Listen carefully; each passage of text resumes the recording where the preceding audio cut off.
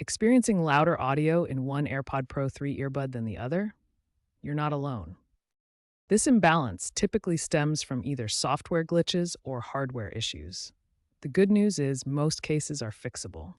First, ensure your AirPods Pro 3 are running the latest firmware. Apple has released several updates like iOS 18.1 to iOS 19.2 that address audio routing and calibration issues.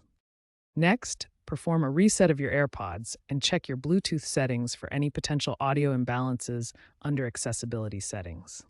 If software isn't the issue, then move on to cleaning your AirPods as dirt and earwax buildup are common causes affecting impedance and sound output.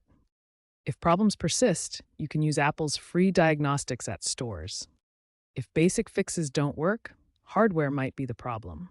While rare, issues like faulty drivers or sensor degradation can cause permanent imbalance. Contact Apple support for diagnostics and potential warranty replacement if needed.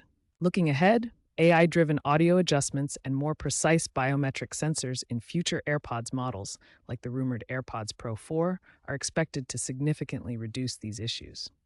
While trends point towards eco-friendly designs and easier repairs, stay vigilant about firmware security to prevent potential issues from software exploits.